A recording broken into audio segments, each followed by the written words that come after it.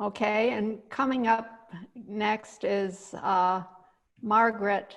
Are you over your celebration for your leader? Absolutely, yes, I've sobered up. Thank you very much. My webcam is not working though, but that's Okay, fine because we'll give you a moment if you want. no, that's fine. My webcam's not working, but that's perfectly acceptable because we're sailors and we're used to electric things stopping working on boats, so I'm not going to worry about it. You So, are so awesome. Take and it away. since you can't see me live, this is me. And I didn't get a chance to give it a shout out yesterday to, so I lead the Seattle Sailing Club Women's Group, which is really awesome. Anyway, so that's what I look like. I would try to blame my hairstyle on COVID-19, but this picture kind of busts me. My hair always looks like I'm just stepped off a sailboat, and I'm proud of that. That is kind of my go-to hairstyle. So that was such a great conversation.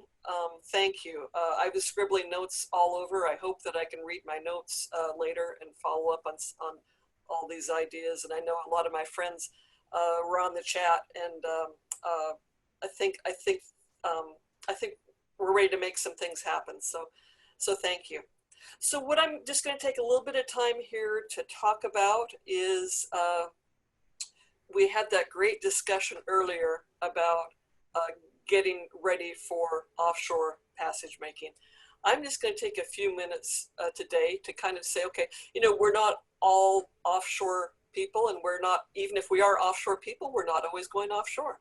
So just to kind of have some fun with thinking about how might you prepare your crew for nearshore sailing. And I live here in the Pacific Northwest, where we have Puget Sound, which is a big inland body of water. And every year, normally, if it's not a COVID-19 year, right now I would be helping to lead a flotilla of private recreational boats up the Inside Passage to Alaska. So near shore sailing, pretty remote, but near the shore. So yeah, we'll just have some fun with this. So first of all, everybody, welcome aboard to my virtual sailboat. Please be careful as you step on board, you know, and this is my J122 called Dreamboat because it's an imaginary boat. But welcome aboard. And for all of you who are skippers, why don't you go ahead and have a seat there behind the wheel, because that will make you very comfortable there behind the helm, right where you feel at home.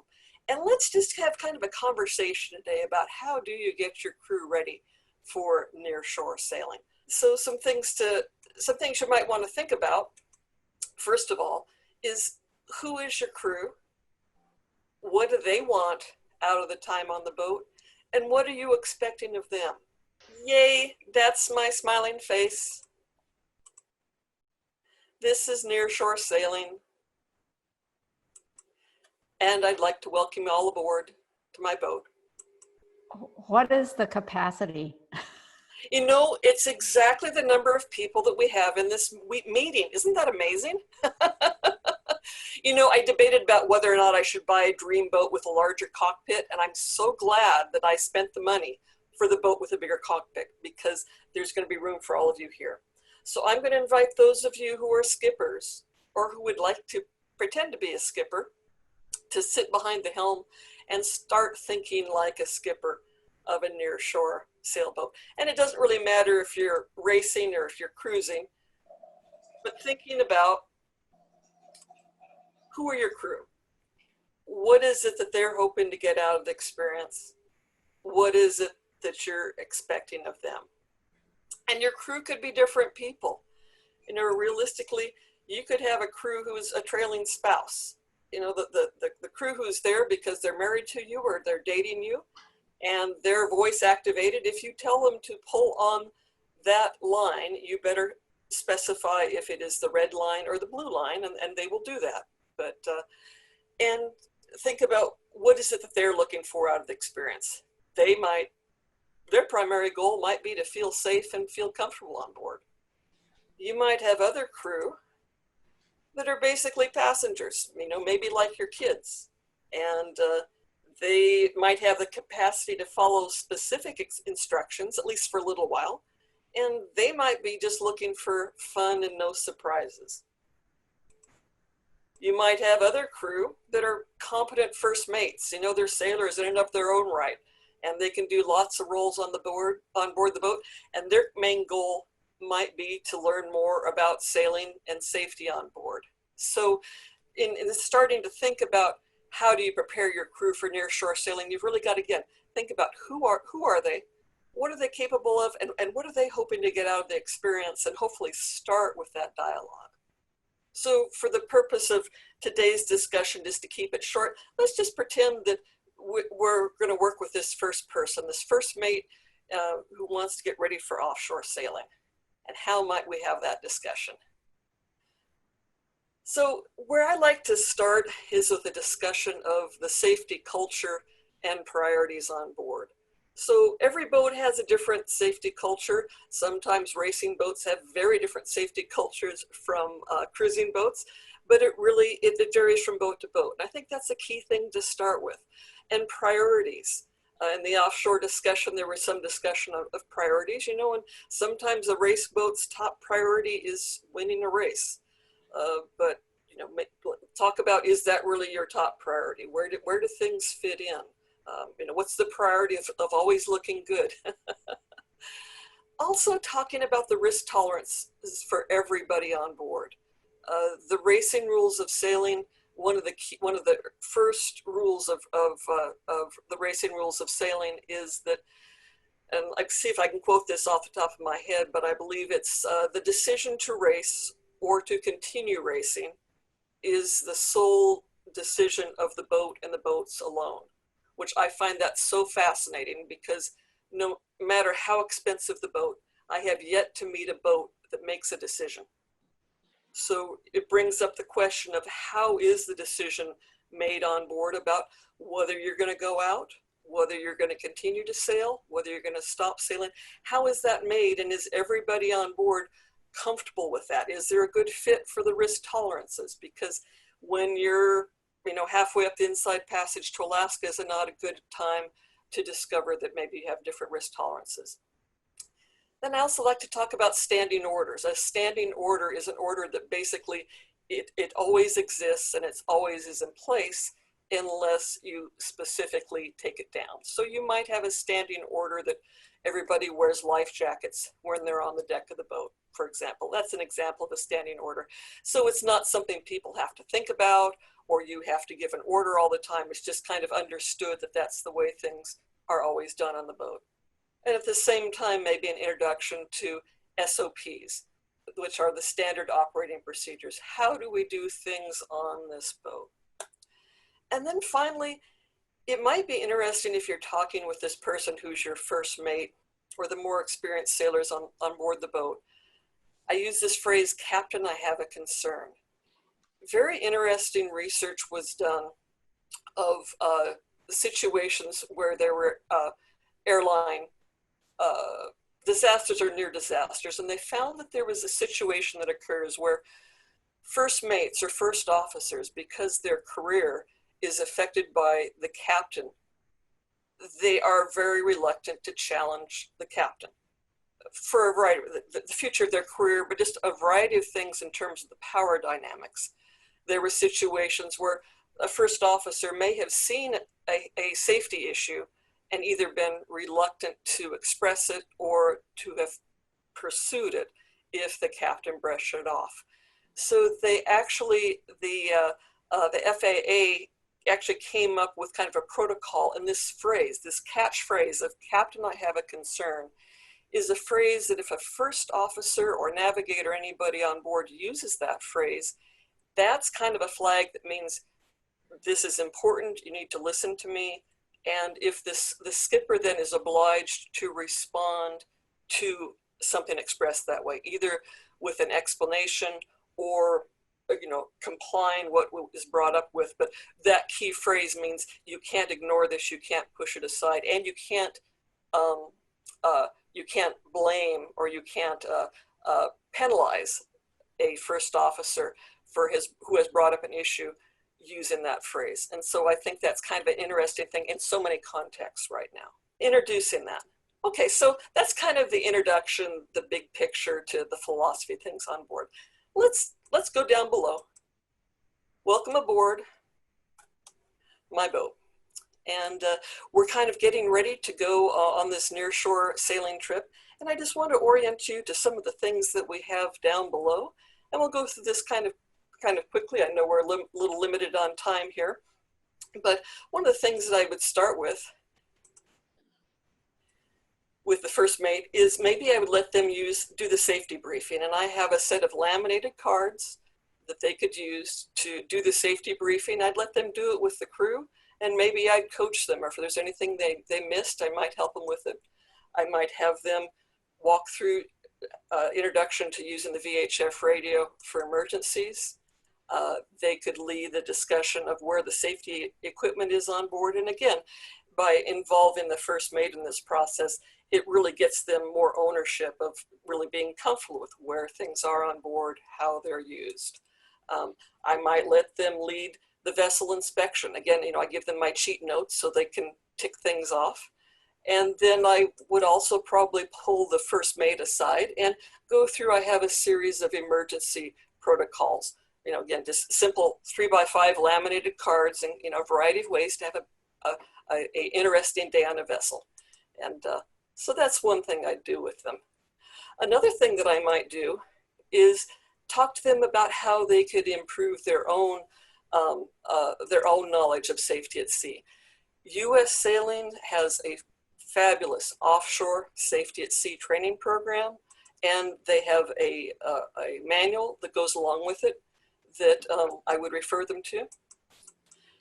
There's also a new I-911 program through the U.S. Coast Guard that I might give them orientation to. And I'm moving through this kind of quickly here. I'm aware of time. Let me preview of coming attractions. At the end of this, I have a one-page summary PDF with all of this information as well as the links to the material. So don't stress out. So then I might also go through the emergency binder on board the boat with my first mate and talk about our risk management plan, how we're preparing the crew. I'd like to have a ICE page for everybody on board in case of emergency, something that talks about, and this was some of the things that were brought up this morning, is there any medical issues we need to know about? Contact information. Go through a summary of our itinerary, maybe show them a brief introduction to cheat notes for how to operate the electronic navigation and communications equipment on board, float plan, and some of these things. So and just kind of let them know what's in the emergency response binder. So this is an example from the TP52, Transpac 52 called Sonic, an example of their safety manual for nearshore racing. So again, don't worry, this stuff is going to be in the links that I send you. Welcome. Also, we would I would go through just a refresher on using the VHF radio and the DSC distress form that I have, on the wall there right next to my VHF radio. I'd also talk to them about how there's the opportunity to actually take the U.S. Sailing Safety at Sea online training program, and I might show them that quickly on the computer. That's something they could work through at their own speed.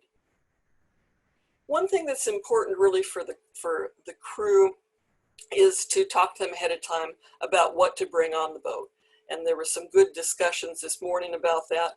But what I might do is I might open up my own sail bag and show some of the things in my own sail bag that's there in terms of, advice on foul weather gear. So again, I'm from the Pacific Northwest. Good foul weather gear is important to keep things happy. The type of clothes they would wear, what type of material, maybe avoiding cotton and things. So I'd talk to them about what to bring on board in their personal gear bag. Also, what I'd orient them on board is talk about the life jackets. I'd have them inflate their life jackets, make sure that their life jacket is in good working order and that it actually holds air. And we talked about doing that. I'd show them how they could learn how to rearm their life jacket if they needed to. And there are some free videos, some great videos online for that they could use. I'd also show them how here on the bulkhead, I actually have posted on the bulkhead of my boat, my dream boat here, I have locators where I show where the emergency equipment is stowed on board. So where the fire extinguishers are, the emergency tiller, and so forth, so that everybody can see and find it quickly. Right next to it is another locator that has important systems below decks, things like where are the through holes, where are valves, pumps, and switches, so that everybody can easily find that. I quickly orient them to the first aid kit, just letting them know what's in it. And we kind of cross-reference that to, okay, you know, in terms of the medical issues that people might have on board, what do we have? And between their personal gear and the first aid kit, one of the key things is how are we going to handle seasickness? Because yes, even near shore, sometimes especially near shore, seasickness can be a problem. I go through a quick review again, this with the first mate, not necessarily the whole crew because they may not have the appetite for it, but with that really competent first mate, I go through the station bill. And this is placed prominently and talking about kind of in 4 or 5 key scenarios, who's going to do what. So in the case of fire, in the case of man overboard, taking on water, abandoning ship, and captain overboard. So if I go overboard, who's going to do what? And yes, in every emergency, you're going to have to innovate. You're going to, you know, there's going to be something comes up in every emergency that you didn't plan for.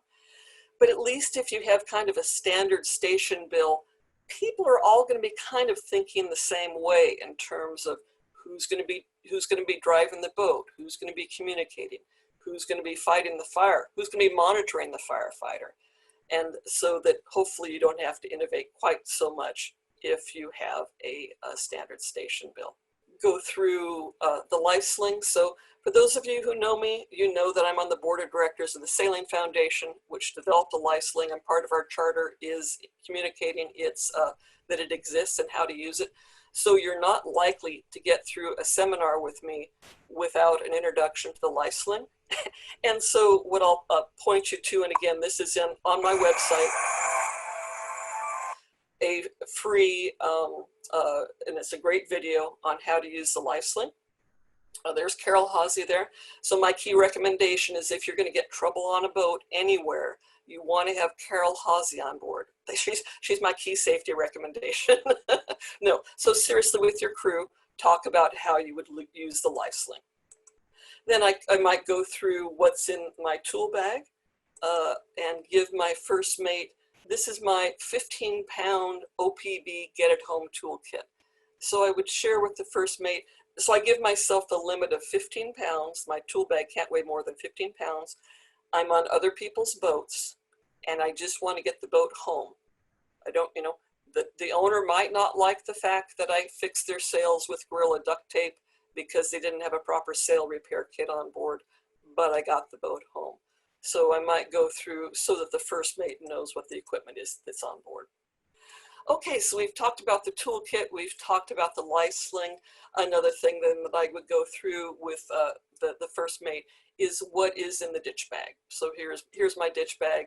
We would open it up and I would probably, you know, mention that, hey, this is where I keep my flares. These are where I keep my EPIRB. And so that the first mate knew what was in the abandoned ship bag, the contents of the bag.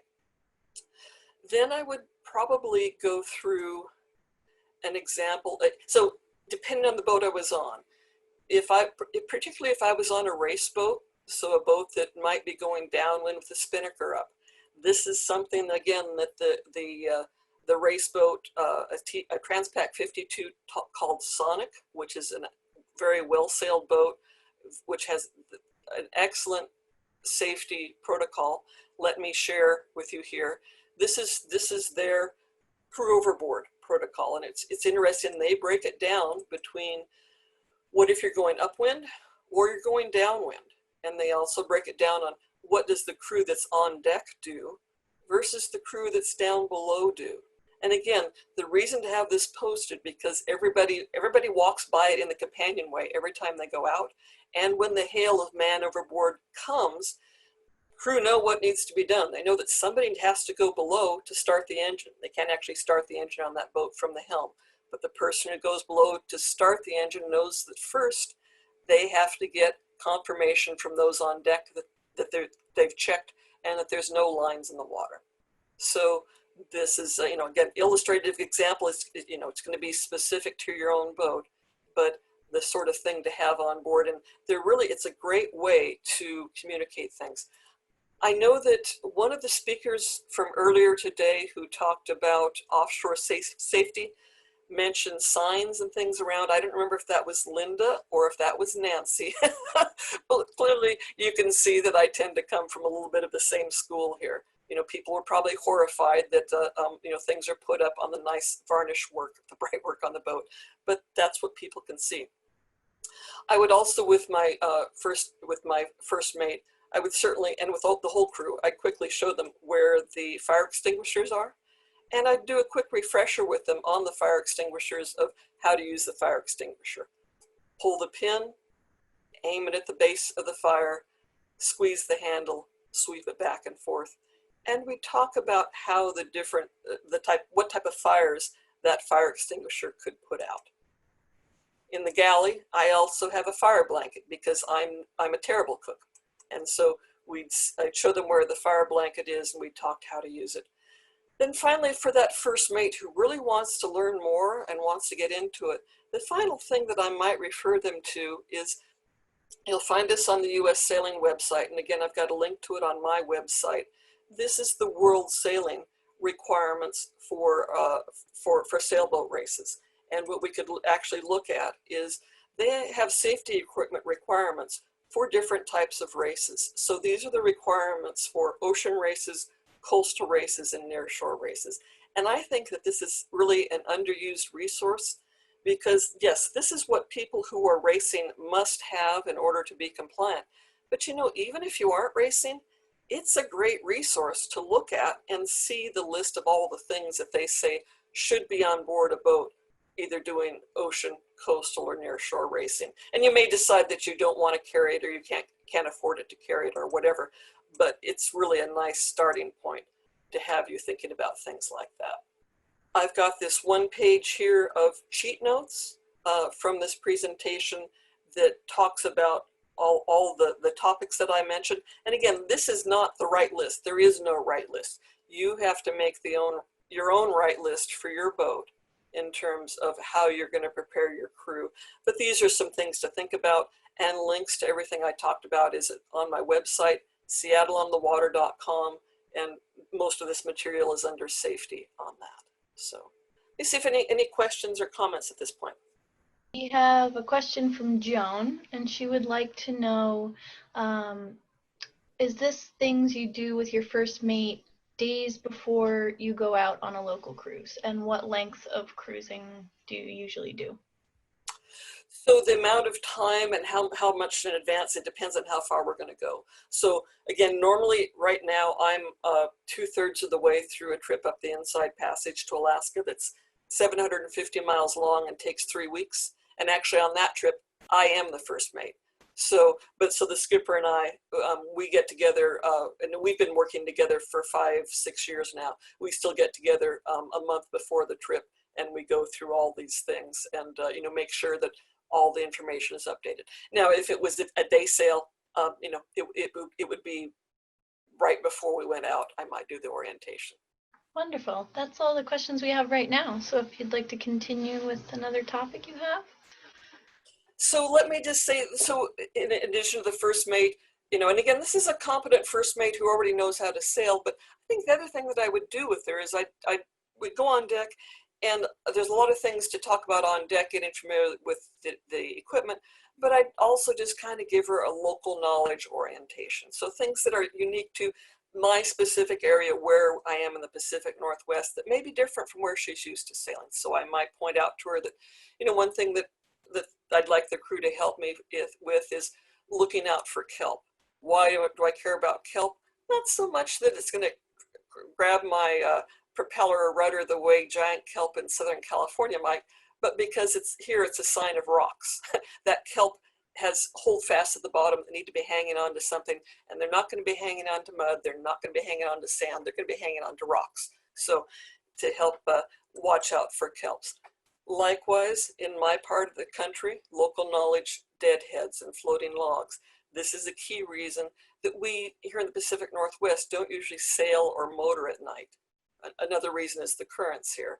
And I talk about how we have, when do we have more floating logs? So we tend to have them more at higher tides, when there's been a lot of rain and runoff, sending the trees down the rivers, and in springtime.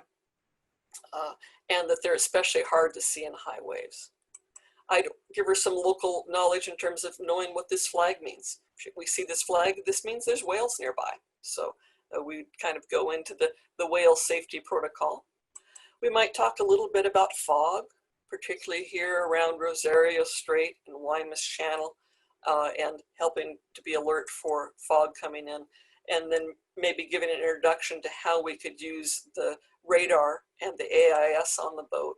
So we might talk then about, again, local knowledge safety for our area, how we use radar and AIS to keep the boat safe in fog. So here's an example where you can see how foggy it is outside the boat. We're entering a local pass here, and there's a ferry coming. I've actually got two ferries passing me in Thatcher Pass. Can't see either one of them in the real world, only on AIS and radar. And then maybe talking about how one of our local hazards or things to be aware of is eelgrass. So to protect the environment, how we want to stay out of the eelgrass beds and not put our anchor there. Number one, because it destroys the environment, and the eelgrass is where fish, they can ultimately help feed our resident orca population, which is suffering, to protect that, but also because it's not a great place to try to set an anchor. So those are just, again, just a few things just for fun. Hopefully this is something that just gave you ideas. So you need to go, make your own list, make your own checklist of things that you're going to do to prepare your crew for nearshore cruising. And there's a memory aid in case you want to see more. So thank you. Thank you very much, Margaret. I think your presentation is so awesome. I do want you to come back and do more again, please.